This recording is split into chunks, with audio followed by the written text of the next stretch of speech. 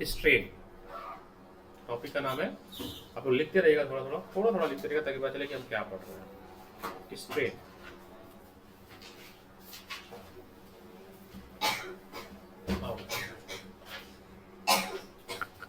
Strain क्या है? Change in dimension upon original dimension. Change in dimension का मतलब ये है कि मेरे पास एल लेंथ की वायर थी, उसका हमने लेंथ चेंज कर दिया, तो डेल्टा एल अपॉन एल, उसको हम बोलेंगे स्ट्रेन। अब स्ट्रेन तीन तरह की, लॉन्गिट्यूडनल स्ट्रेन, वॉल्यूमेट्रिक स्ट्रेन। अगर लेंथ केवल बढ़ती है, जैसे मेरे पास ये अगर मान लो 2 मीटर का वायर है, इसको 2.5 कर दिया, तो 0.5 बढ़ गया ना, तो 0.5 अपॉन 2, ये जो लेंथ बढ़ी है उसको बोलेंगे लॉन्गिट्यूडनल स्ट्रेन। वॉल्यूमेट्रिक, अगर वॉल्यूम चेंज हो रहा है तो क्या हो गया? Volumetric strain. और एक है शियर स्ट्रेस। शियर स्ट्रेस क्या होता है देखो आपने यहाँ पर होगा एक डायग्राम,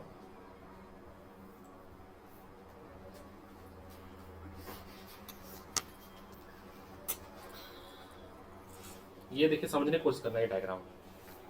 ये क्यूबॉइड होता है, जैसे स्पॉन्ज होता है, जो बेस सरफेस है, जो बेस वाला सरफेस है ये फिक्स है फेस। जैसे आप स्पॉन्ज ले लो या अपनी नोटबुक ले लो, अपनी बुक ले लो, जो नीचे वाला सरफेस है वो फिक्स है। अगर ऊपर आप फोर्स लगाओगे आगे की तरफ तो थोड़ा सा टिल्टेड हो जाएगा, थोड़ा सा। दिखाते हैं इसको, इसका एनिमेशन दिखाने की कोशिश करते हैं। शियर स्ट्रेस, सब खांस रहे हैं। Shear stress, strain.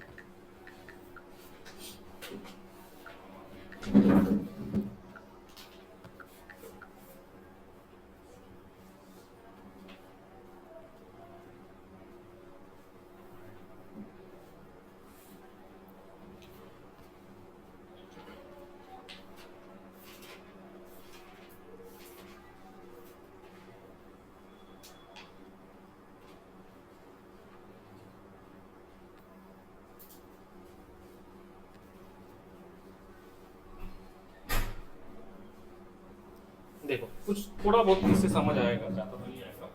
Shear stress का मतलब है, जैसे हमारे पास होता है ना क्यूबॉइडल कुछ रबर फोम टाइप के होते हैं, अक्सर देखोगे तुम लोग, जैसे विश कर रहे हो। तो अगर हम उसको एक सरफेस को चिपका दें बेस पे और ऊपर वाले सरफेस पे हम फोर्स लगाए, ऊपर वाले सरफेस पे हम फोर्स लगाए, ये सरफेस फिक्स है, और ऊपर सरफेस पे ये कुछ ऐसे टिल्टेड आगे भाग गया, तो आप देखो अगर वो डॉटेड लाइन है, हॉरिजॉन्टल लाइन, ये वाला पार्ट, ये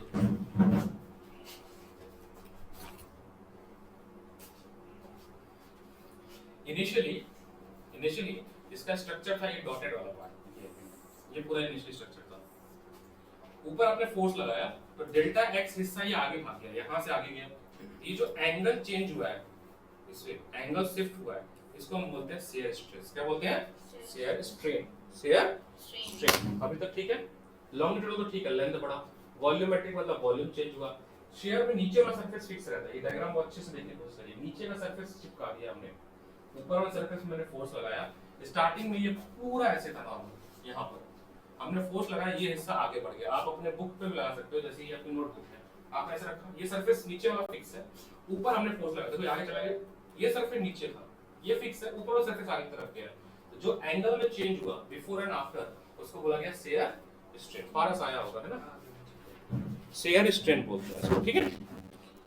हमारे बुक में यही है, ऐसे बहुत तरह का और भी है स्ट्रेन, अलग अलग। इतना हाईफाई अभी हमें पढ़ना नहीं है।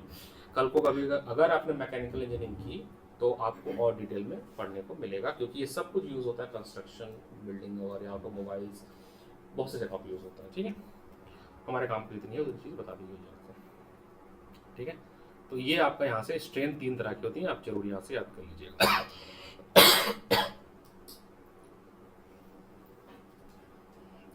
आज का जो पूरा का पूरा टॉपिक जाएगा वो जाएगा एक तो स्ट्रेस एंड स्ट्रेन कर्व पे, बहुत डिटेल में, उस पर क्वेश्चन एक आना ही है, ठीक है?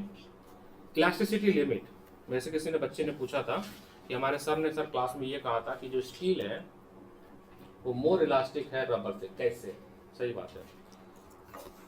हम जो लाइफ में पढ़ते हैं, इलास्टिसिटी का मतलब होता है लचीलापन। फिजिक्स में इलास्टिसिटी का मतलब होता है डिफॉर्म होने की प्रोबेबिलिटी। स्टील इतनी जल्दी डिफॉर्म नहीं होगा जितनी जल्दी रबर डिफॉर्म हो सकता है, डिफॉर्मिंग फोर्स बोलते हैं। तो इलास्टिसिटी लिमिट का मतलब होता है if small load is suspended, if small load is suspended from a wire, its length increase, and when the load is removed, wire regain its original length. मान लीजिए एक वायर है, आपको दिखेगा नहीं वैसे, बट अगर हम यहाँ पर एक वेट करें, अगर मान लो स्प्रिंग है तो स्प्रिंग में दिखेगा, तो क्या होगा, अगर यहाँ पर कोई वेट होगा तो इसकी लेंथ हल्की सी बढ़ेगी। जैसे आपने वेट हटाया, वापस से लेंथ अपनी जगह पे चली जाती है। जितनी इजिली ऑब्जेक्ट अपने साइज को रिगेन कर ले, वो उसकी इलास्टिसिटी प्रॉपर्टी कहलाती है। मान लो स्प्रिंग है हमारे पास, यहाँ पर हुक्स लॉ समझाने की कोशिश की गई, यहाँ पर ये हुक्स लॉ है। हमने यहाँ पर 2 kg या 2 किलो का वेट किया, तो ये जो हमारा सेटअप है ये नीचे की तरफ आया, थोड़ा सा और वेट किया, थोड़ा और नीचे गया। जैसे ही वेट हटाया, वापस ओपन ओरिजिनल पोजीशन पे चला गया।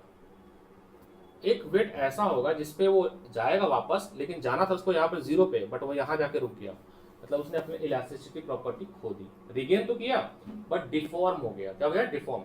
और वेट रखोगे तो एक समय आएगा कि वापस जाना ही बंद कर देगा, तो उसको बोलते हैं कि अपनी इलास्टिसिटी लिमिट वो खो दी है। क्या होती है फिर से समझिएगा।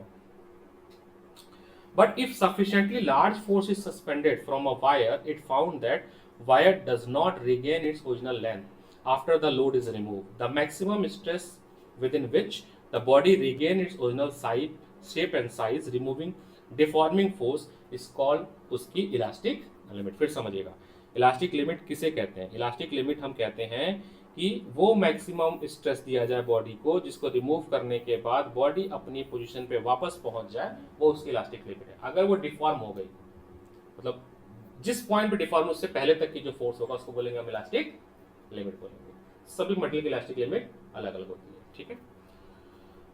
हुक्स लॉ तो चलो ये ठीक है। हुक्स लॉ ने ये बात कही थी, ये stress is directly proportional to strain, stress is directly proportional to strain, और ये हमेशा कांस्टेंट होगा, और इसी को बोला गया हुक्स लॉ।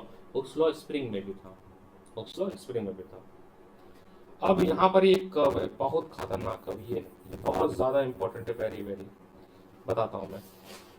उससे पहले आपको कुछ पढ़ना है modulus of elasticity. Modulus of elasticity, modulus of elasticity it is ratio of stress and strain. It is the ratio of stress and modulus of elasticity is the ratio of stress and strain. ये constant value है, ये बताती है elasticity limit of different situation में। The modulus of elasticity और coefficient of elasticity of a body is defined as ratio of stress to the corresponding strain with in the elastic limit. With in the, इस word में with in the elastic limit, उसको हम बोलते हैं modulus of elasticity. Modulus of elasticity 3 तरह के होते हैं, हमें पढ़ना है, यंग मॉडुलस, बल्क मॉडुलस और मॉडुलस ऑफ रिजिडिटी या शेयर मॉडुलस। जब हम लेंथ की बात करते हैं तो यंग मॉडुलस हो जाएगा, जब वॉल्यूम की बात करेंगे तो बल्क मॉडुलस, और जब एंगल चेंज होगा शेयर मॉडुलस, शेयर स्ट्रेस, तो उस केस में आपका शेयर मॉडुलस हो जाएगा। यंग मॉडुलस, यहाँ पर एक स्टील की रॉड ली गई है जिसकी स्टार्टिंग में लेंथ L थी, और फोर्स लगाने के बाद बहुत थोड़ा सा लेंथ चेंज हुआ, सिंपल सी बात है, वापस रिगेन हो जाएगा। तो अगर आप देखो तो आप longitudinal stress upon longitudinal strain लिखोगे। Modulus E is equal to होता है स्ट्रेस अपॉन स्ट्रेन, ये होता है ना। जब लॉन्गिट्यूडनल की बात हो रही है तो कौन सा स्ट्रेस लोगे? Longitudinal stress. स्ट्रेस होता है फोर्स अपॉन एरिया, और स्ट्रेन होता है change in dimension upon dimension, change in dimension upon dimension. तो ये आपको मिला यंग मॉडुलस का फॉर्मूला। तो हेडिंग डाल लो आप यंग मॉडुलस, और ये लिख लो इतना सा, थोड़ा थोड़ी चीजें लिखो, यंग मॉडुलस लिखो। तो आवाज जा रही थी ना मेरी, पारस तुमको आवाज आ रही है? कनेक्ट हो रहा है कि नहीं आ रहा है? चलो ठीक है, हेडिंग डालो यंग मॉडुलस।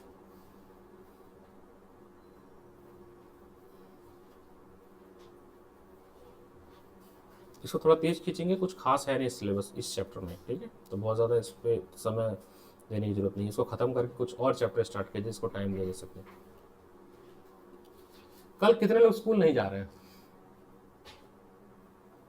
मत जाओ स्कूल, क्या करोगे जाके कल? हाँ, कल छुट्टी है, कर लो, पहले पढ़ लेंगे, थोड़ा कुछ ज़्यादा पढ़ लेंगे। तुम तो वैसे भी नहीं जाती हो स्कूल। नहीं सर, वो इस हफ्ते में वैसे ही नहीं गई, इसलिए तो घर वाले भेज रहे हैं। घर वाले आ जाओगे कल? कल आप लोग आओ 1 से 3, और पहले कर दो, फिर 2 से कर दो। नहीं, आपका क्लास है ना शायद 4 बजे है, 5 बजे है। अच्छा, तो 1 घंटे गैप चाहती हैं? मैं चाहता आराम से 2 घंटे का गैप लेते हैं घर पे जाके। तो 2 से 4 कर लेते हैं। कल 2 से, मुझे कोई दिक्कत नहीं, वो तो 4 वैसे भी आना। 3 बजे कितने लोग की होती है? बायो लड़ रहा है तो 1 घंटा पहले कर लो। आप बैठ जाना ना ये पे प्रैक्टिस, मैं यहाँ रहूंगा 5 बजे तक, तो आप 1 घंटा फिजिक्स प्रैक्टिस कर लेना, डाउट लेना मेरे से, वैसे भी 12 को डाउट कराना है कुछ। हाँ, तो जैसे 1 घंटा अगर आप लोगे तो आप 1 घंटा एक काम, क्लास के बाद 1 घंटे आप ग्रेविटेशन लगा लेना, और मैं 1-2 टॉपिक पढ़ा दूंगा 12 के साथ। तो 12 को बस प्रैक्टिस कराना है मेरे को, तो 12 को कुछ खास नहीं पढ़ाना, वो न्यूमेरिकल करेंगे, आप भी कर लेना। तो आप 1 से 3 पढ़ के फिर 3 से 4 मेरे से न्यूमेरिकल कर लीजिएगा, 4 बजे चले जाइएगा। तो आप 1 से 4 आइएगा, बाकी लोग 1 से 3 आएंगे। मैं डाल रहा हूँ ग्रुप पे ताकि मुझे याद रहे, ठीक है, क्योंकि बायो की क्लास होगी, सही बात है, बेचारे हमारे इनोसेंट से सर है, इसके चक्कर में लड़ाई हो गया। नहीं उसके चक्कर में, हाँ नहीं होगी, अब क्लास मैथ की मंडे को होगी। सर है नहीं दिल्ली में, आज मैंने लिया क्लास 9 की मैथ की प्रैक्टिस कराया। अब आपकी जो मैथ की क्लास होगी, संडे को टेस्ट है कोई, तो संडे टेस्ट होगी, और थर्ड क्लास मंडे को। सर दिल्ली में नहीं है, घूमने गए मनाली। घूमना नहीं छूटता है तो मौका निकाल के निकल लेते हो, कहते बच्चे पढ़ते रहेंगे, बात तो मानते नहीं, मैं क्यों ना घूमने जाऊं। सही बात भी है, ठीक है, इंसान को अगर मौका मिले चले जाना चाहिए। केमिस्ट्री को तो होनी चाहिए, वो सर तो क्लास ले रहे हैं, केमिस्ट्री सर तो ले रहे हैं क्लास इधर। नहीं, अगर कल जैसे ना, आज मैं थोड़ा सा ही पढ़ा पाऊंगा क्योंकि आज अभी टाइम का भी इशू है थोड़ा सा, तो हम इसको कल खत्म। आज मेरा जो मेन कंसर्न होगा पूरा का पूरा होगा स्ट्रेस एंड स्ट्रेन कर्व, ये डिटेल में पढ़ाना है, और ये मार्क कर लो, जो हो जाए ये कर्व आना ही आना है। क्यों सही बोल रहा हूँ Pushkar? Stress and strain curve must be come in your paper. इस पूरे चैप्टर का मतलब वो है, नस है, मतलब हार्ट एंड सोल है, फिर लास्ट में पॉइजन्स रेशियो, यही आता है पेपर में, ठीक है, और 1-2 न्यूमेरिकल। ज्यादातर ये 3 नंबर का आपके फाइनल में ना, ये चैप्टर 3 नंबर का आएगा, बट अभी जैसे किसी का यूटी वगैरह तो वेटेज ज्यादा होगा, बट फाइनल में 3 नंबर का ही है। तो यूटी के हिसाब से मैं बताऊं तो स्ट्रेन स्ट्रेस का पक्का आएगा एक्सप्लेन, इसके हर पॉइंट्स हैं, ये पॉइंट्स पूरा एक्सप्लेन करना है, इलास्टिसिटी, बिहेवियर, सारा एक करके। तो पहले आप ये तो लिख लो, यंग मॉडल्स, फिर हम बताते हैं। पारस तो आ जाओगे ना कल तुम 1 से 3, मत जाना यार स्कूल। हाँ ठीक है, बच्चे अच्छे हैं। पटेल नगर का 12 का बैच शाम का होता है मेरा, 7 से 8 का होता है, टीटी MW में।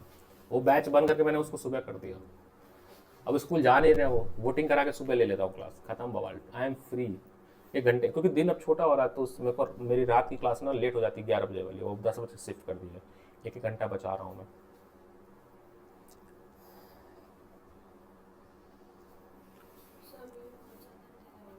हाँ, टेस्ट ठीक था ना, पिछला टेस्ट में कोई इशू तो नहीं रहा होगा पूरा। आप 1-2 सवाल आपके इससे थे, बुक थी हमारी जो ये है टुगेदर की जो भी है, बाकी सारा क्वेश्चन मैंने बनाया था ऐसा लग रहा से। हैंड रिटन नोट्स में, हैंड रिटन पेपर था तो वो थोड़ा मैंने मॉडरेट बनाया था। नेक्स्ट टेस्ट कब है वो बताएगा, क्या है चैप्टर, वर्क एनर्जी है, आज नहीं हुआ ना, तो आज वाला होगा संडे को। हाँ, तो उसमें मैं सॉलिड दूंगा जितना पढ़ा रहा हूँ आज, और फ्लूइड आ रहा है ना आप में, और ग्रेविटेशन आ रहा है, तो आपके हिसाब से जो है वो सिलेबस ये बनेगा। ग्रेविटेशन खत्म ही नहीं हो रहा है, वैसे ग्रेविटेशन और सॉलिड थे तो है हाँ, अभी नहीं हुए हैं, तभी तो है तुम्हारे पास कल का दिन। ग्रेविटेशन तो कर लोगी, ग्रेविटेशन और सॉलिड कर लो। चलो छोटा टेस्ट ही रखूंगा क्योंकि मैथ की भी टेस्ट है, अब बहुत बड़ा टेस्ट रख नहीं सकते हैं, मैथ का टेस्ट है ना, तो मैं बहुत बड़ा टेस्ट नहीं रख पाऊंगा, छोटा टेस्ट बनाना है मुझे। तो ऐसा करते हैं ना, ग्रेविटेशन एक आसान सा टेस्ट बना देंगे, और जो आज हम पढ़ रहे हैं सॉलिड, जहाँ तक पढ़ रहे हैं वहाँ तक का, ठीक है। हाँ, हैंडमेड बना देंगे, आसान क्वेश्चन बनाएंगे बेटिया, तुम तो परेशान हो जाती हो, परेशान ना हुआ करो, लिख लिया।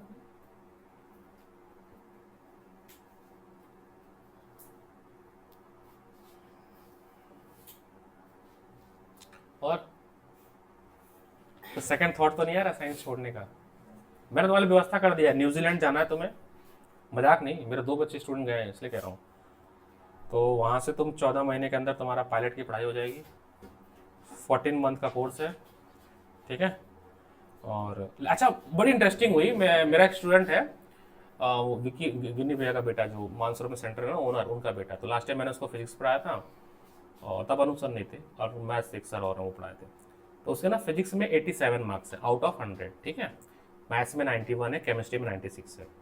तो जिस इंस्टीट्यूट से वो फ्लाइंग का कोर्स कर रहा है, तो उसमें अप्लाई जब किया तो उसमें एलिजिबिलिटी थी 55%। 55% वाले फॉर्म भर सकते हैं और टेस्ट होगा रिटर्न। लेकिन शॉर्टलिस्ट उन्हीं को किया गया जिनके फिजिक्स में एबव 80 थे। तो वो जो कहते हैं ना मार्क्स का क्या ही फर्क पड़ेगा सर, एलिजिबिलिटी तो लिखी होती है 55%, नहीं। जब मान लो मेरे पास 10 कैंडिडेट हैं और मेरे पास 2 सीट है, और उसमें से मेरे को बेस्ट लेना, तो जो सबसे हाईएस्ट मार्क्स होगा उसको चुना जाएगा। इसलिए मार्क्स हमेशा ऊपर रखना है, यानी कि चलो 33% लेके पास हो जाए, मार्क्स हमेशा अच्छे रखने हैं, ठीक है। सर एक बार स्ट्रेस समझा दो। स्ट्रेस तुम थी लास्ट क्लास में? नहीं, फर्स्ट क्लास में काइंड ऑफ प्रेशर है स्ट्रेस। फोर्स अपॉन एरिया क्या होता है? प्रेशर। तो जो प्रेशर अप्लाई करते हैं सॉलिड पे, या सॉलिड के अंदर जो भी एटॉमिक लेवल पे डिफॉर्मिंग होता है, उसको हम बोलते हैं स्ट्रेस। तो स्ट्रेस होता है अपना applied force upon area, the internal restoring force set up पर across the cross section of the deformed body. Deformed body का मतलब मैं इसको तोड़ने की कोशिश कर रहा हूँ। ये टूट इसलिए नहीं रहा है क्योंकि इसके अंदर एक प्रेशर जनरेट हो रहा है जो इसको तोड़ने से, ऐसा नहीं टूट जाएगा, टूटेगा नहीं, टूट तो जाएगा बट अभी प्रिवेंट करा कि नहीं टूटे। वो जो प्रिवेंटिंग डिफॉर्मिंग फोर्स जो कर रहा है उसको बोलते हैं stress.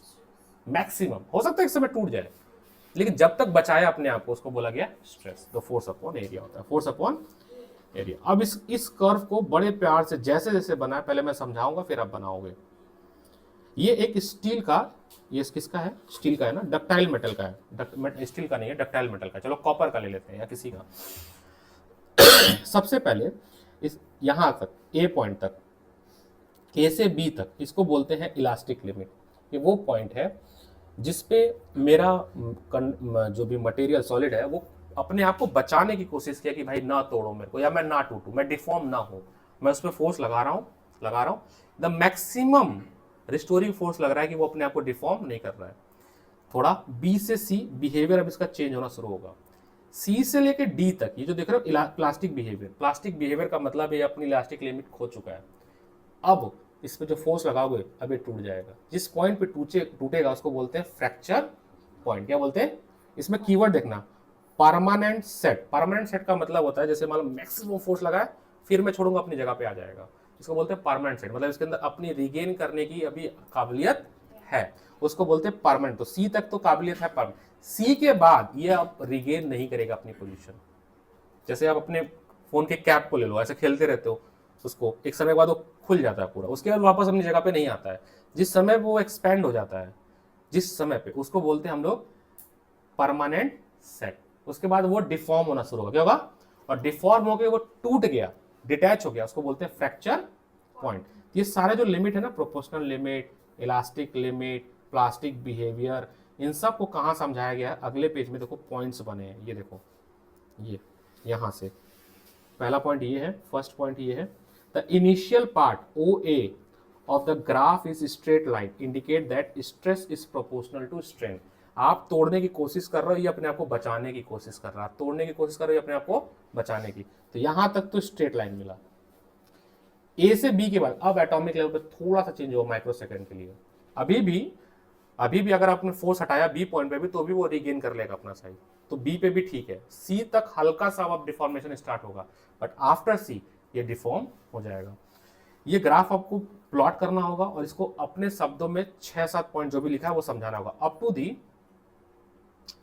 The point the Hooke's law is obey. कहां तक? ए पॉइंट तक हुक्स लॉ ओबे कर रहा है। हुक्स लॉ क्या होता है? Stress directly proportional to strain.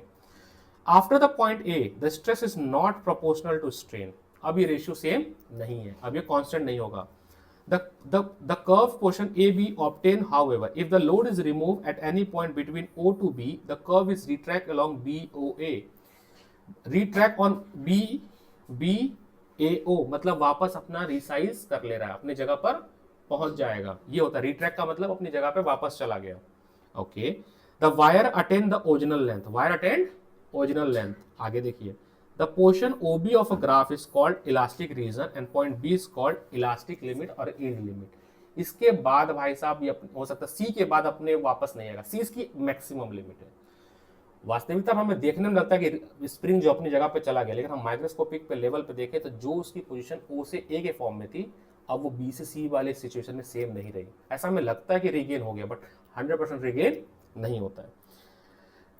Okay, the stress corresponding to the yield point is called yield stress up to the point B.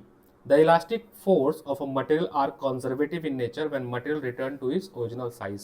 The work done is completely recovered. B point तक conservative nature का मतलब होता है आपने work किया, इसको deform करने के लिए आपने छोड़ दिया, अब वापस आ गया, work done is zero, work done is zero. After point B, B से सी एंड उसके आगे, beyond the point B the strain increase more rapidly than strain stress. आप कर्व देखोगे तो ज्यादा हम्प है। आप देखो ध्यान से आपके बुक में, बहुत इंपॉर्टेंट कर्व है, मैं बता नहीं सकता हूँ कितना इंपॉर्टेंट है। इस चैप्टर जब आता तो दो ही क्वेश्चन मेरे दिमाग में आता है, एक ये कर्व और एक पॉइजन रेशियो, और मेरे दिमाग में कुछ नहीं आता इस चैप्टर से, और यही आएगा अभी पक्का, लिख लेना, अपने सीने का पेपर लेना, यही आएगा, या टीचर भी कहेगी ये कर्व पे ध्यान देना। If the load is remove at any point C, the wire does not come back to its original length but retract on dashes length. Retract तो हुआ बट एग्जैक्ट जैसा उसका पाथ था वैसा नहीं हुआ। Even on reducing the stress to the zero, the residual strain equal to O is left in the wire and the material is said to have acquired permanent set. This fact, stress and strain curve is not reach the reverse strain, that is elastic hysteresis बोलते हैं। C point के बाद या C point तक, B से C तक अगर आपने लोड रिमूव भी कर दिया तो वापस वो उस ओरिजिनल पाथ पे नहीं आया, और इस रीजन को बोलते हैं परमानेंट सेट, और इस कहानी को बोलते हैं इलास्टिक हिस्टेरेसिस। क्या बोलते हैं? सारे कीवर्ड्स है, बताने पड़ेंगे, मतलब अब डिफॉर्मेशन स्टार्ट हो चुका है। इसका कोशिश करते हैं, अगर एनिमेशन दिखेगा तो मैं दिखा दूंगा।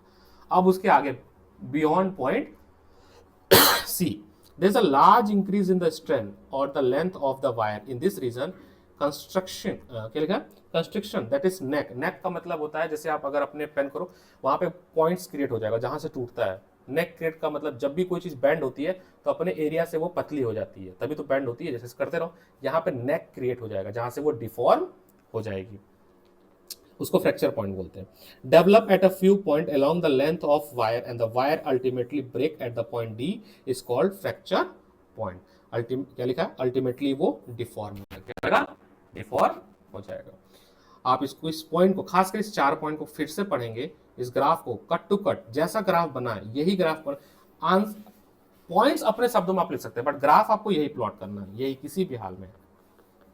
Stress strain curve for the metallic wire, very very important, very very important.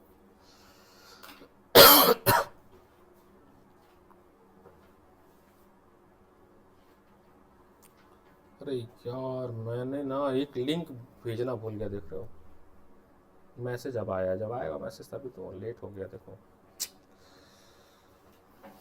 6:26 message आता, काइंडली शेयर द लिंक। मैंने लिखा था 6 बजे आई विल शेयर, इंसान हूँ भूल जाता हूँ, मैसेज कर देते 6 बजे। एक बच्चे ने और ज्वाइन करना था, छोड़ो।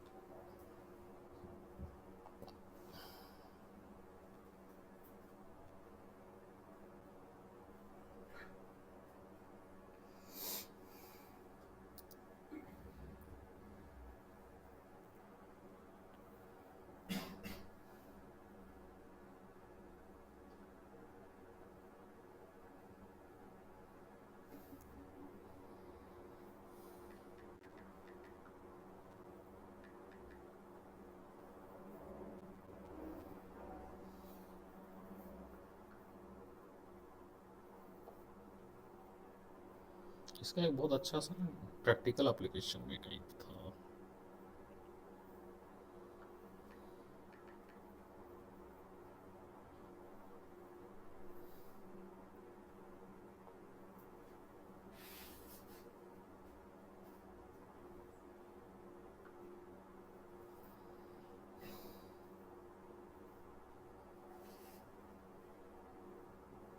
Harnessing innovation and operational excellence, our Hyderabad colleagues are transforming how we support our care teams abroad, helping them deliver smarter, more personalized care across the US. ये ऐड आ रहा है। Learn more about our mission at hcahealthcare.in. दिख रहा है? कुछ समझाने की कोशिश कर रहा है ये लड़का, अगर समझा पाए तो। Hello everyone, this is original length of the specimen was is capital L. By same amount, strain is also increasing.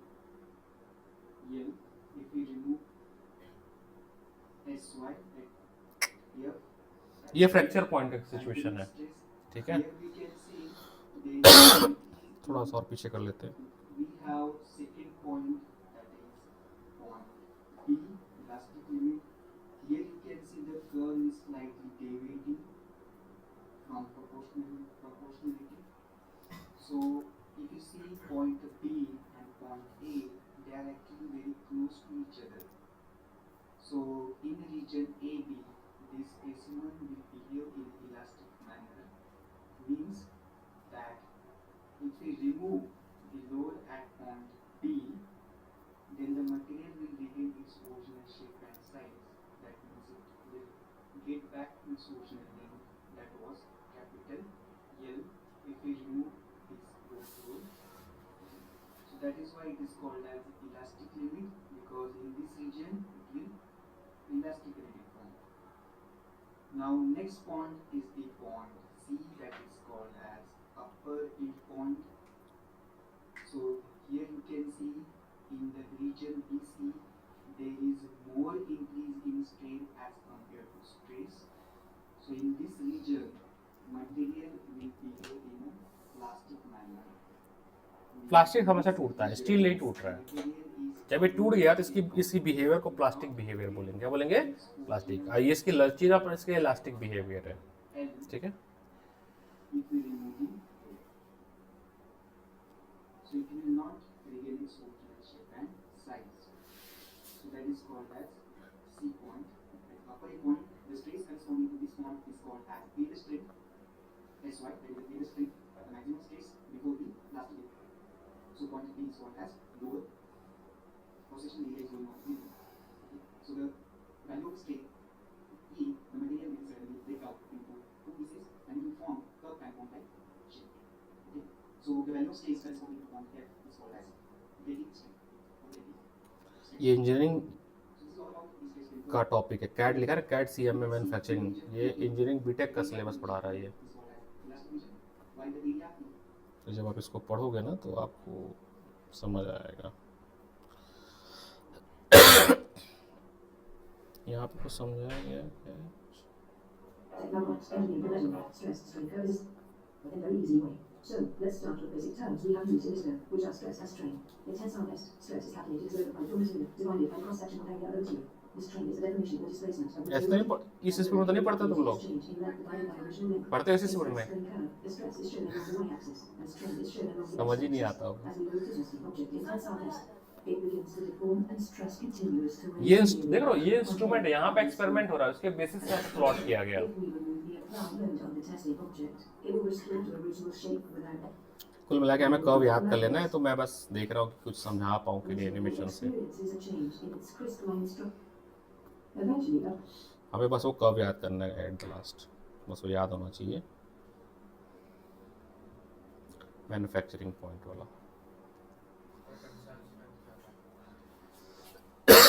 Length जो इंक्रीज हो रही है इसके बेसिस पे जो स्ट्रेंथ बने इसको टेंसाइल स्ट्रेंथ बोला गया। जो चेंज इन लेंथ हो रही है कि उस जितनी लेंथ बढ़ सकती है उसके बाद तो बढ़ नहीं रही है, फिर तो डिफॉर्म हो गई वो या रिगेन हो रही है, उसको बोलेंगे टेंसाइल स्ट्रेंथ।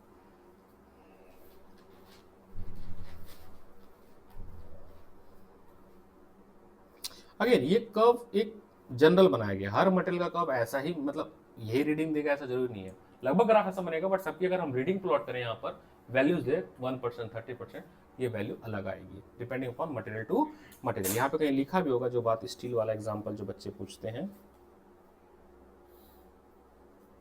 होना चाहिए ये बात।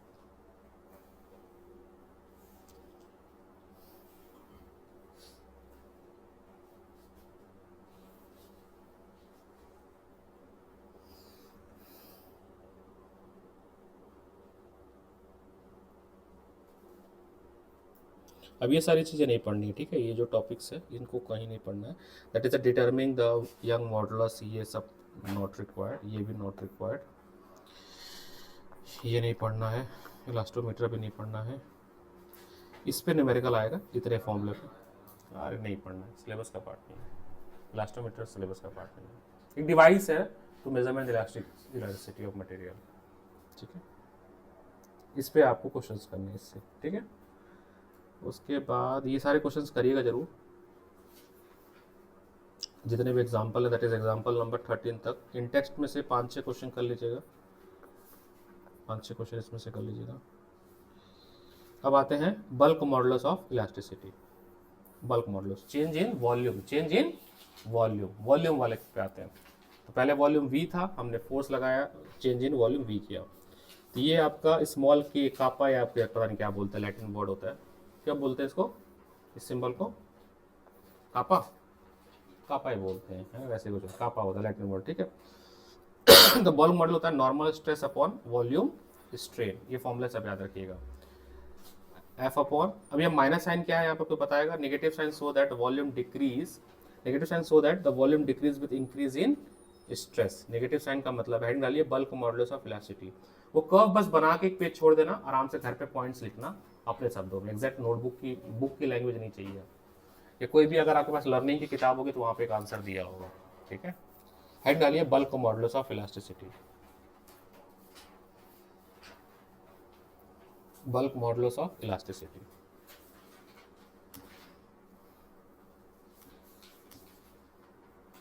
शेयरिंग स्ट्रेस तक आज हम लोग खत्म कर लेते हैं, उसके बाद आपका टॉपिक रहेगा, अब देखो इससे जो भी चैप्टर पढ़ रहे हो मोटा मोटी बताऊं कि इसका जरूरत क्या पड़ेगी जीवन में कभी अगर पढ़ोगे तो। जैसे ना तुमने देखा होगा हैवी ट्रक्स देखे होंगे, तो ट्रक्स के टायर में मल्टीपल प्लेट यू शेप के लगे होते हैं, जब टायर को स्क्वैट करते हैं वहाँ पे भी ये इलास्टिसिटी का कॉन्सेप्ट होता है। ब्रिजेस वगैरह जो बनाए जाते हैं, भी कौन सा ब्रिज बनाएगा जम्मू कश्मीर, कोई बनाएगा सबसे लंबेस्ट एक वायर में ऐसे कुछ, एक ही साइड में केवल पोल है, बीच में हैंगिंग ब्रिज है, हैंगिंग ब्रिज। वो हैंगिंग ब्रिज जो बन रही है वो भी जो प्रॉपर्टी है सॉलिड की वो है इलास्टिक प्रॉपर्टी, जिस पे इसको बनाया गया है। ये सारा चीज़ वही समझाया गया है, ये सारी चीज़ें नॉलेज के लिए पढ़ना तो पढ़ लेना, बट हमें सीबीएसई के लिए सारा नहीं पढ़ना, ये सारी चीज़ें सीबीएसई के लिए हमें पढ़ना है। लास्ट टॉपिक ये पॉइजन रेशियो, तो आज हम कुछ तो खींच ही देंगे, ठीक है। देखो स्पीड बढ़ानी पड़ेगी, मैं सोचना सर भाग रहे हैं, कोई ऑप्शन नहीं है मेरे पास भागने के अलावा, है ऑप्शन 1 महीने 2 महीने के आसपास पड़ा हुआ है। अभी मेरे को सारे बड़े बड़े चैप्टर पढ़ाना है, जो 2 चैप्टर मेरे सर पे सबसे तेज घूम रहा है वो है वेव एंड ऑसिलेशन। पढ़ोगे दिमाग खुल जाएगा तुम्हारा, सर कल तो सिर्फ एक टॉपिक बचेगा सर, फिर नया चैप्टर शुरू कर देंगे ना, इस पर क्वेश्चन करके नया चैप्टर शुरू कर देंगे। तुम्हारा कुछ बचेगा सिलेबस वहाँ हो जाएगा ना, तो हाँ केटीजी ना कर लें, काइनेटिक थ्योरी ऑफ गैस देखो एक बार तो मेरा देख लो, वेव ऑसिलेशन कराना है मुझे, बट केटीजी अभी किसी के पेपर में पता नहीं किसके स्कूल में आ रहा है, यहाँ के बच्चों को तो नहीं है। काइनेटिक थ्योरी और thermal property of matter 2 chapter किसी के स्कूल में आ रहा था,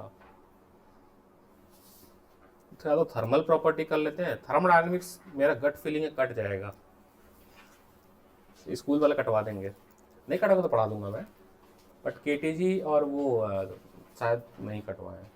बाल भारती में तो पूरा ही आता है, उसमें कोई भी चैप्टर डिलीट नहीं होता है, ठीक है। तो छोटा चैप्टर है, जैसे छोटा क्या है, इतना भी छोटा टॉपिक नहीं है। थर्मल प्रॉपर्टी ऑफ मैटर, जिसमें कैलोरीमीटर वगैरह है, अलग अलग कन्वर्जन वगैरह है, उस चैप्टर पे थोड़ा ध्यान देंगे, जो कि कल ही चालू कर देंगे हम, और संडे भी हो जाएगी, कोशिश करेंगे क्लास लेने की अगर मेरा शेड्यूल परमिट किया तो। कुछ सिलेबस खींच लेते हैं आगे, स्कूल के हिसाब से मत चलो, सर अभी स्कूल में तो फ्लूइड चल रहा है, अभी तो ग्रेविटेशन, स्कूल वाले या तो उड़ा देंगे या तो कह देंगे 3 चैप्टर नहीं आएगा डिलीटेड, क्योंकि उनसे हो नहीं पाएगा सिलेबस। तो मैं एक कॉमन सिलेबस लेके चल रहा हूँ। वेव एंड ऑसिलेशन करा दूंगा मैं, वेव एंड ऑसिलेशन के लिए अभी टाइम है हमारे पास, दिसंबर एक पूरा महीना बफर है, नवंबर तक तो ये 2 बड़े चैप्टर 3 चैप्टर खत्म कर दूंगा मैं, अगर मेरी क्लासेस अरेंज हो गई ना, तो नवंबर में 3 हो जाएगा, 2 दिसंबर में, जनवरी फरवरी पे टाइम है मेरे पास, ऐसा नहीं है, बट पुराना रिवाइज कराना है तो मैं क्यों ना थोड़ा सिलेबस आगे रखूं। Bulk modulus with in the elastic limit, सब जगह एक वर्ड यूज हो रहा है, देखो विद इन दी, पहले भी यही था, सारा खेल इलास्टिक लिमिट के अंदर तभी फॉलो होगा। The ratio of normal stress to volumetric strain, stress upon strain, क्योंकि मॉडुलस सब जगह स्ट्रेस अपॉन स्ट्रेस ही आएगा, is known as bulk modulus. ये फॉर्मूला, ये डेफिनेशन, ये फॉर्मूला लिख लीजिए आप लोग, चलिए।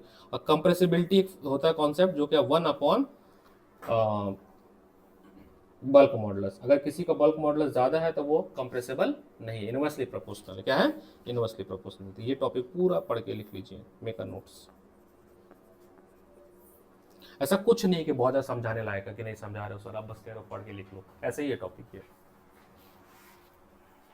Unnecessary time. अच्छा, एक बड़ी इंटरेस्टिंग चीज़ हुई मेरे साथ, पता है क्या?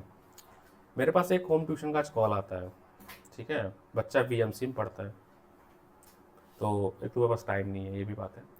तो उनको ट्यूशन चाहिए वीएमसी के लिए, स्कूल के लिए नहीं चाहिए, समझ रहे हो? कोचिंग की ट्यूशन। मैं टैगलाइन बनाने वाला हूँ। ये पहला केस नहीं है, 1 महीने में दूसरा केस, 2 क्वेरी आई है मेरे पास। जो पढ़ रहे हैं वीएमसी जा रहे हैं, मैंने कह रही हमारा बच्चा बहुत अच्छा था, 98 आया 10th में। मैंने कहा मैं बिल्कुल आता है, बट अभी कितने आ रहे हैं? फिर अब तो 60% पे आ गया। हमने कहा 60% तो एवरेज ना, फिजिक्स में तो 34 ही आए होंगे 70 में से। तो उन्होंने कुछ नहीं बोला, पॉज लिया बहुत लंबा सा, मैं समझ गया था। मैंने कहा यार एनसीईआरटी बोलो, सीबीएसई बोलो, एकेडमिक्स में क्या चल रहा है। तो मैं आपको पढ़ाने आऊँ विद्या मंदिर की मॉड्यूल्स कराने के लिए, बीएमसी में क्या चल रहा है, तो फिर अपने वहाँ क्यों पैसे दिए? कोचिंग की कोचिंग देख रहे हो क्या मल्टीपल लेयरिंग हो रही है?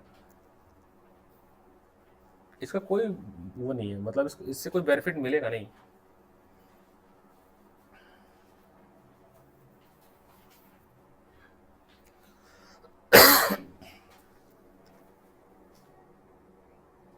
कंप्रेसिबिलिटी होता था reciprocal of bulk modulus of material is called compressibility. ऐसे 12th में मेहर को पढ़ाता हूँ मैं, मेहर आकाश जाती है, मैं उसको आकाश का पढ़ाता हूँ।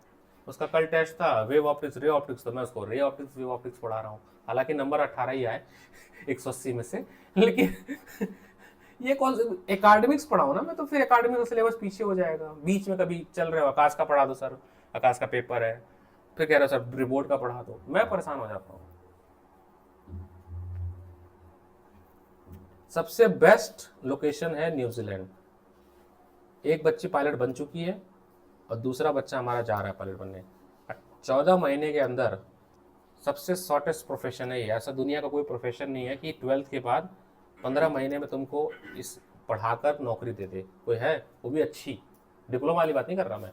तो आप अगर ढंग से पढ़े तो तुम लगभग 17 साल 18 साल में तुम 12th कर लोगे, ऐसे कुछ है एज।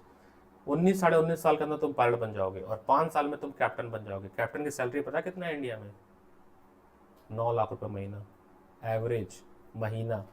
बीटेक वालों की सालाना होती है और लाइफस्टाइल बहुत अच्छी होती है। तो हमारे स्टूडेंट एक जा रहा है, तो मैंने सारा डेटा निकाल लिया तुम लोगों के लिए। तो जिनको जाना होगा उनके लिए वहीं से करना, क्योंकि वो रिजल्ट होता है। तो फीस है 60 लाख रुपए, बट कोई दिक्कत ऐसा देखने लगता है 60 लाख रुपये फीस है। आप अर्न भी वैसे ही करोगे और जो भी है रहने वगैरह खाना जो लगेगा। दी बेस्ट अभी जो सबसे ज़्यादा बच्चे कर रहे हैं पायलट की पढ़ाई, वो न्यूजीलैंड से ही कर रहे हैं। ग्राउंड की पढ़ाई तो यहीं से होगी, इंडिया से होगी, DGCA का जो भी टेस्ट होगा। फ्लाइंग स्कूल जो है वो न्यूजीलैंड की होगी। बाकी जगह पे US से करोगे, बाकी देशों से करोगे तो महंगा भी है, टाइम भी ड्यूरेशन ज़्यादा है। और इंडिया तो छोड़ी, तो इंडिया तो किसी लायक नहीं। बस कमीशन सेट कर लो क्या फ्लाइंग स्कूल वालों से? तो मैं बच्चे दे रहा हूँ, मुझे कमीशन दो। नहीं, हमारा स्टूडेंट गया तो एक तरह से, स्टूडेंट क्या गया, गिन्नी भैया के जो मानसरोवर कोचिंग है ना, उनके ओनर उनका लड़का गया, तो अपने ही घर का ही बच्चा हुआ वो। तो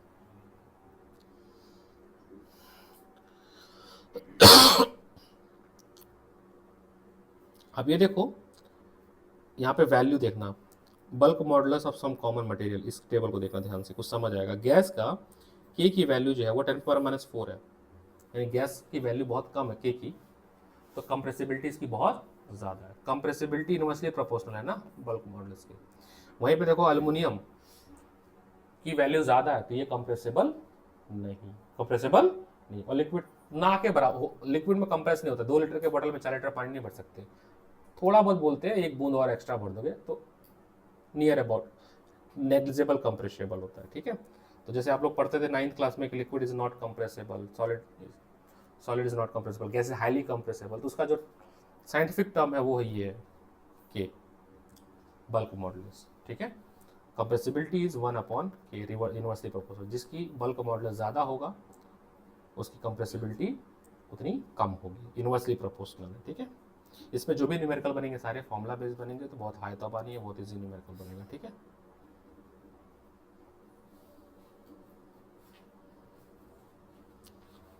मॉडुलस ऑफ रिजिडिटी और शेयर मॉडुलस, मैंने आपसे कहा था कि मैं सॉलिड 2 क्लास में खत्म कर दूंगा, सच में हो जाएगा 2 क्लास में, बट ठीक है मैं एक और बढ़ा दिया आधे घंटे की क्लास कल के लिए, ठीक है। आज ही हो जाएगा, वैसे पॉइजन रेशो डाल खाता हूँ। शेयर मॉडुलस, अगेन ये भी रेशियो होगा किसका, स्ट्रेस अपॉन स्ट्रेन। तो ये होता है आपका tangential stress upon shear strain. Tangential by force upon area, और शेयर स्ट्रेन मतलब change in radian, change in radian angle. तो ये डायग्राम आप समझो, ये आपका 3D मॉडल है और ये आपका 2D डायग्राम है। Cross sectional view, front view है, ये इसका फ्रंट व्यू है। एंगल में कितना चेंज हुआ, ए। तो टेंजेंशियल स्ट्रेस हुआ force upon area, strain theta होता है, जो बहुत कम एंगल का हम tan थीटा मान लेते हैं। tan थीटा ट्रायंगल से लेंगे डेल्टा एल अपॉन एल आ जाएगा। तो आपने ये नहीं बनाना डायग्राम, आपको ये डायग्राम बनाना है, ये लाइन लिखनी है, ये लाइन लिखनी है और ये लाइन लिखनी है, और आपका और इसका डेफिनेशन ये लिखना है। क्या है, within the elastic limit, हमेशा एक वर्ड आ रहा है, within the elastic limit the ratio of tangential stress to shear strain is called modulus of rigidity, modulus of rigidity। लिख लो बेटा 1 2 3 4 पॉइंट। पढ़ते भी रहना, लिखना तो बुक से है ना, पढ़ते भी रहना, मेक अ नोट्स ऑल्सो।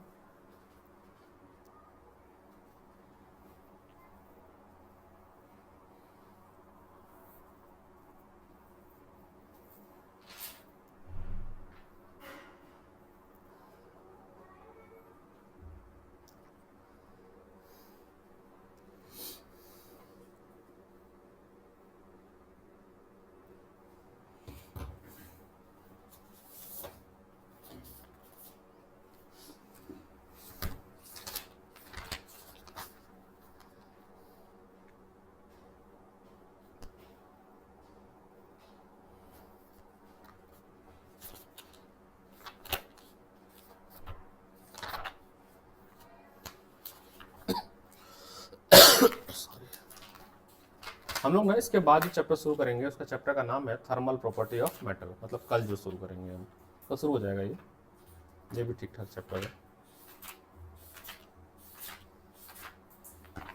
ठीक है, ज़्यादा बड़ा चैप्टर पे नहीं है, टॉपिक हो जाएगा थर्मल प्रॉपर्टी का। थर्मल प्रॉपर्टी में 1 2 3 5 6 7 8 9 10 11 12 13 14 15 16 17 टॉपिक है। सबसे कम टॉपिक फ्लूइड में ही है। पता आखिरी टॉपिक क्या है, Poisson ratio and elastic energy, 2 topic है, दोनों भी खत्म करते हैं। छोड़ो क्या कर ले जाना कल, अब फ्रेश चैप्टर आज ही खत्म करते हैं, ठीक है। 5 मिनट में हो जाएगा बेटा, 5 मिनट में हो जाएगा बेटा। कहाँ जाना है, अरे ये तो बहुत आसान चैप्टर है, ये नहीं घुस रहा तो फिर फिजिक्स सबसे टफ होगा इसका। ये तो सबसे, ये ऐसा चैप्टर है तुम सेल्फ स्टडी पढ़ोगे आ जाएगा। बोलो क्या कह रही हो, कहाँ जाना है बेटा तुम्हें, कहाँ जाना बेटा, घर तो सबको जाना है, घर नहीं जाना, ऐसे कैसे हो गया भाई। बेटी आप ही कह रही घर नहीं जाना, रुको मम्मी को फोन करो, घर क्यों नहीं जाना भाई। जाना है पर कहीं जाना है, कोई दिक्कत नहीं बेटा। लिख लिया आपने एक डेफिनेशन, डायग्राम, 1 2 3 4 लाइन लिख लिया, यहां तक लिख लिया, यहां तक नोट्स बन गए। आप देखना आप लिखते समय आपको याद भी हो जाएगा, कुछ है नहीं खास इसमें, ठीक है।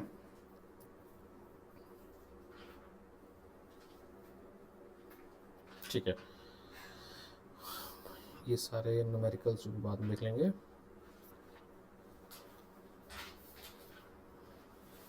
पॉइजन रेशियो, पॉइजन रेशियो क्या होता है ये, it is a ratio of lateral strain upon longitudinal strain. Poisson ratio होता क्या है, within the elastic limit the ratio of lateral strain, within the elastic limit the ratio of lateral strain to the longitudinal strain is called Poisson ratio। एक mathematical derivative formula दिया गया, lateral strain upon longitudinal, उसको बोला गया Poisson ratio. देखिए होता क्या है, जब आप ये लेंथ बढ़ाते हो ना किसी वायर को, अगर आप खींच रहे हो ना तो पतला भी होता है वो, ऐसा तो है ना कि वही डायमेंशन बढ़ जाएगा। तो डॉटेड लाइन ये दिखाई कि this is change in diameter, पहले डी था, अब ये जो डॉटेड मिला है वो d माइनस डेल्टा डी मिला। डेल्टा डी मतलब उतना पतला हो गया, लेंथ पहले l था, अब कितना हो गया डेल्टा।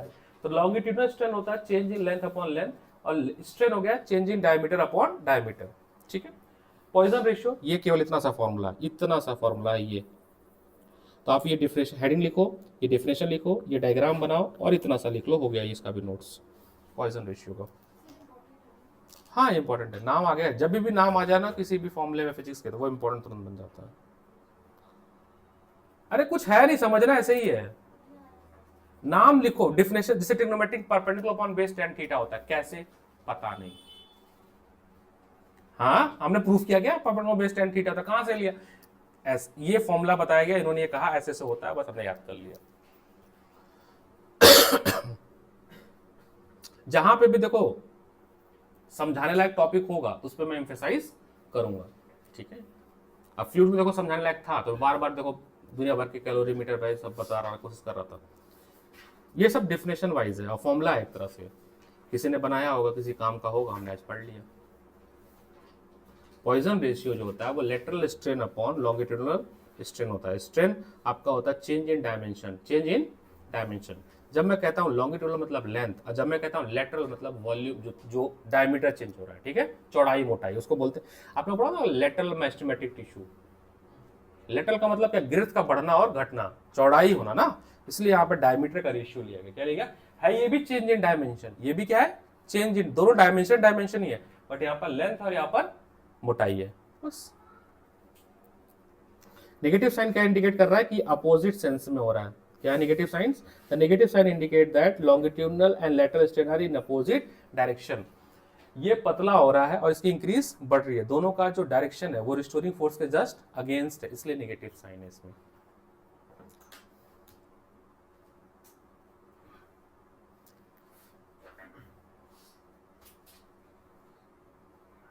जीविका बिल्कुल टेंशन मत करो, जितना मैं पढ़ा रहा हूँ घर पे जाके बुक खोल के रीड करना, माँ कसम समझ आ जाएगा, मुझे विश्वास है तुम पे। लेकिन तुम पढ़ना तब जब किताब खोलोगे समझ आ जाएगा। जब तुमने ग्रेविटेशन समझ लिया, फ्लूइड समझ लिया, वर्क एनर्जी समझ लिया, मोशन ऑफ प्लेन समझ लिया, उसके सामने ये जैसे हमने 10th में आवर एनवायरमेंट पढ़ा था ना, वो क्यों रखा गया था? Our environment is just like a solid chapter. सही बता रहा हूँ? बोर्ड में आवर एनवायरमेंट नहीं आया था, किसी में नहीं आया था। ये कौन सा सेट था भाई तुम्हारा? हो सकता है इसके सेट पे नहीं आया होगा, ये एमसीक्यू में आ गया होगा। अब सबको पता था आवर एनवायरमेंट में क्या क्या आएगा, वो एक पिरामिड आ जाएगा, साइकिल आ जाएगा, 10% लॉ आ जाएगा, फिक्स है ना। ऐसे इसमें भी पता है मुझे क्या आएगा, स्ट्रेन स्ट्रेस कर्व आ जाएगा, पॉइजन रेशियो आ जाएगा और तीन मॉडुलस आ जाएंगे, इसके अलावा कुछ नहीं। हमें टाइम देना है फिजिक्स में, बिल्कुल देना है, बट उस चैप्टर पे जो टाइम मांगता हो सब पे तो टाइम देंगे, बट तो फिर चैप्टर भी हो चुका। सर टेस्ट कंफर्म है ना ग्रेविटेशन और सॉलिड? नहीं तो तुम पढ़ोगे नहीं ना। नहीं सर। हाँ बोलो ना ये क्वेश्चन ना। हाँ बस बता देता हूँ, एक एनर्जी वाला टॉपिक भी मार दो, छोटा सा होगा शायद। खत्म हो गया, देख लो मैं। हाँ खत्म हो गया, ले आओ लो। पारस खत्म हो गया। अगली कक्षा में हम क्या करेंगे सुनो, बता रहे हैं। अगली मतलब कल की कक्षा में हम लोग कम से कम 45 मिनट्स इसके सारे टॉपिक के न्यूमेरिकल डिस्कस करेंगे, हर टॉपिक के 4-5। अरे उसको जाने दो ना, परेशान कर रखते हो बेटा, तुम जाओ, कोई दिक्कत नहीं है, उसको जाना होगा। देखिए लगा तो बर्नौली ही है इसमें, मैं लगाता हूँ इसको, देखते हैं। अरे समझ लो, बहुत अच्छा क्वेश्चन है, एनसीईआरटी का है, पेपर में आने की प्रोबेबिलिटी बहुत है।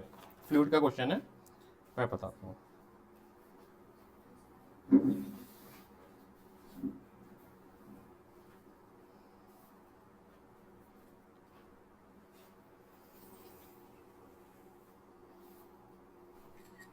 देखो एनसीईआरटी का है ना, और जेईई 2024 में आया, तो ये अच्छा क्वेश्चन है, इसको पढ़ना पड़ेगा कि क्या है।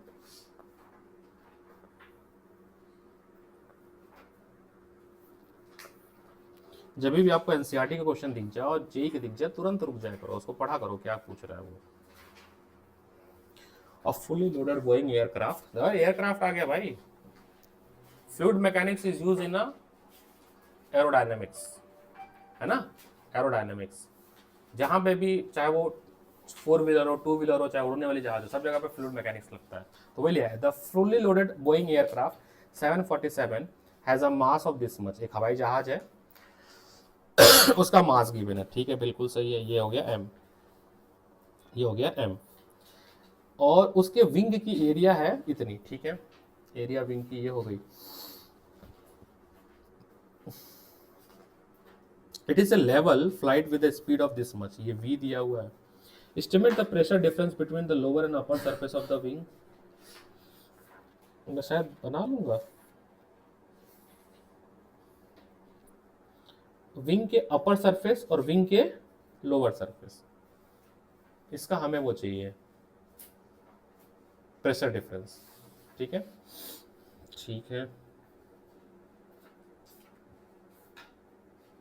बी पार्ट क्या पूछा, estimate the fraction increase in the speed of aircraft on the upper surface of the wing relative to the lower surface. यहाँ की स्पीड और यहाँ की स्पीड में क्या चेंजेस है, ठीक है। बाकी ये डेंसिटी गिवन है और ये गिवन है।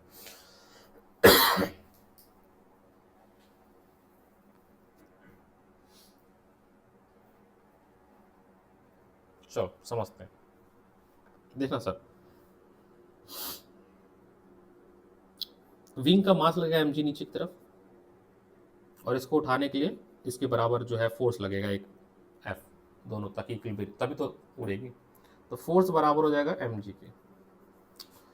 और फोर्स होता है pressure into area, pressure into area into mg। ये जो प्रेशर है जो लिया जा रहा है यही प्रेशर डिफरेंस है, हम अलग अलग नहीं निकाल रहे हैं, एक ही प्रेशर डिफरेंस बोला गया। P एरिया कितना दिया 500 मीटर, मास है आपका 3.30 इंटू 10⁵, और जी ले लेते हैं 9.8। ये जो P की वैल्यू आएगी वो आएगी प्रेशर डिफरेंस दोनों विंग के ऊपर और नीचे से, इस सरफेस का और इसका जो प्रेशर डिफरेंस आएगा विंग का। दूसरा वेलोसिटी पूछा है, अब वेलोसिटी के लिए यार बर्नौली लगाना पड़ेगा, क्योंकि वेलोसिटी कंपोनेंट बर्नौली में ही है। आपका रो है P1 माइनस P2 की वैल्यू हमारे पास आई है, इसको सब सॉल्व करेंगे। ये जो P है ये है चेंज इन प्रेशर, इसकी वैल्यू आई है 6.5 इंटू 10⁻³ न्यूटन मीटर स्क्वायर। अगला सवाल लेंदी है यार,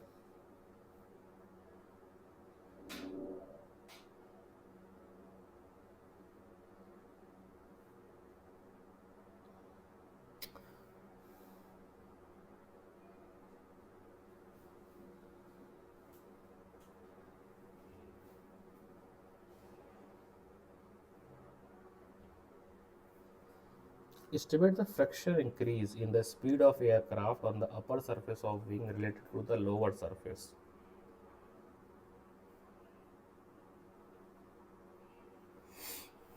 चलिए बताते हैं, हो जाएगा, समझो। अभी जो हमने निकाला है वो चेंज इन प्रेशर निकाला डेल्टा P, जो कि है आपका P2 minus P1 first part में, that is 6.5 into 10⁻³ newton metre square. ये कहाँ से आया है, इससे आया है, ठीक है। सब सब्स्टिट्यूट करके ये जो P आया ना इससे। अब हमारा काम है, मान लेते हैं कि जो हमारा ये विंग है इसकी स्पीड v1 और इसकी स्पीड v2, जो भी है अपर और लोअर रिलेटिवली मानना है। इसका यही हमें डिफरेंस चाहिए, v2 माइनस v1 चाहिए, और वो भी चाहिए परसेंटेज इंक्रीज, क्या चाहिए, या डिक्रीज, जो भी है। फ्रैक्शन पूछा है इसने, तो बर्नौली यहाँ पर लगाते हैं। बर्नौली यहाँ पे लगेगा तो P1 plus half rho v1 square, rho g h क्यों लगाया, दोनों की हाइट सेम है तो जी एच दोनों तरफ कट जाएगा। बर्नौली में 3 टर्म आते हैं, प्रेशर आता है, kinetic energy per unit volume आता है, potential energy per unit volume आता है, याद है। बर्नौली का P प्लस हाफ क्या होता है बताना मेरे को, rho v square plus rho g h आता है। रो जी एच क्यों नहीं लिया, क्योंकि दोनों तरफ हाइट सेम है, डेंसिटी सेम है, तो वो अपने आप कट जाएगा, तो केवल हमारा जो टर्म बचेगा वो ये 2 बचेगा, ये ठीक है। तो बर्नौली के हिसाब से अपर विंग की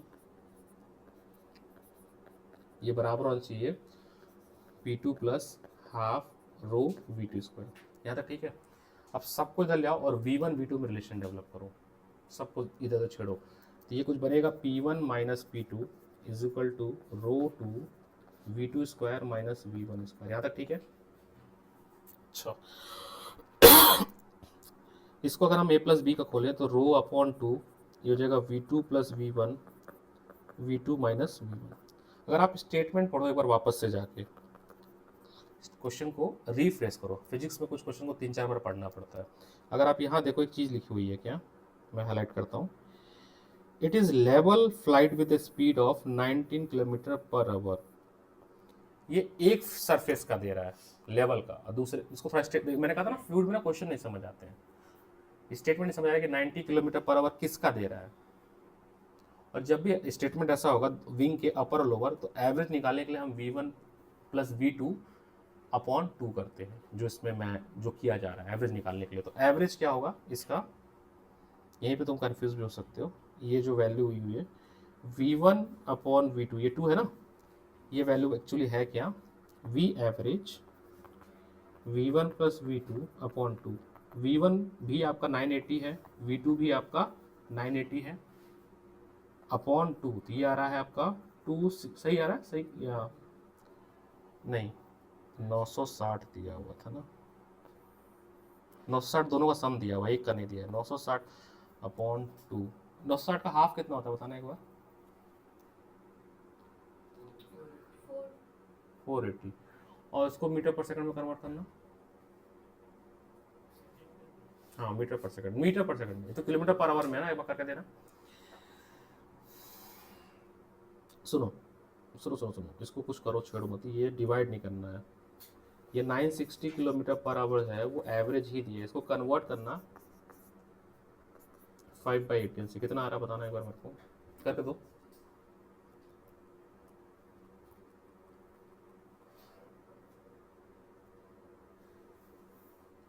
क्वेश्चन अच्छा है ये।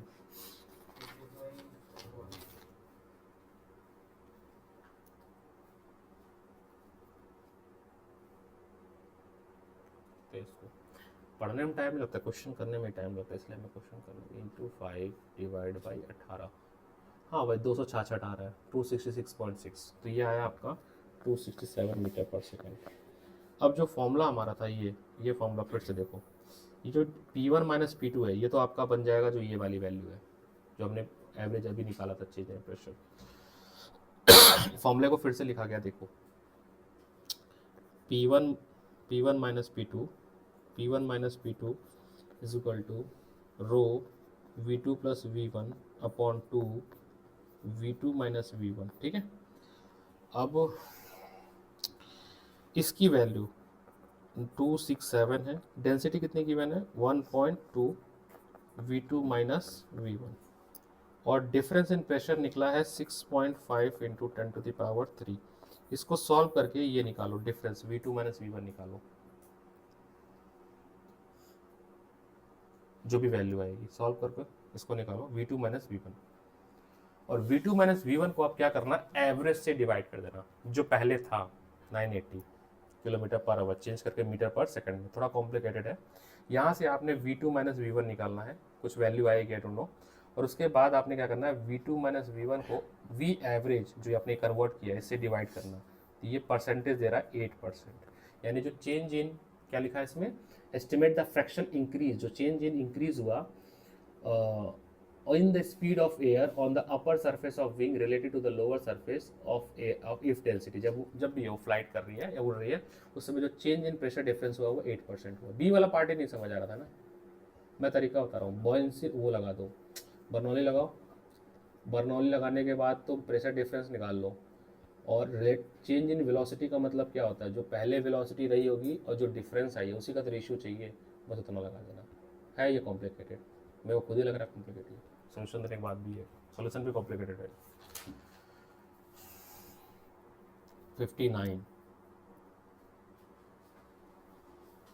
चलो इसको मैं कल बताता हूँ, क्योंकि जीविका के अंदर जो है एक मन में बनाएंगे वो स्वाह, पता चला मेरा पेट खराब हो जाए, मन में गुस्सा नहीं होना बेटा, मैं कल पढ़ा दूंगा, ठीक है।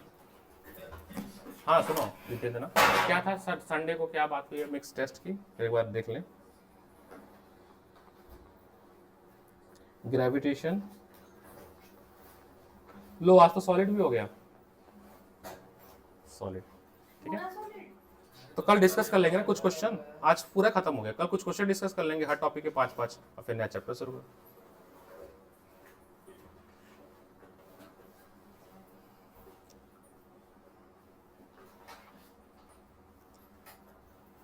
कितने चैप्टर हो गए हमारे, 9 ना, 10 हो गए, 5 और बाकी, 4 और बाकी है।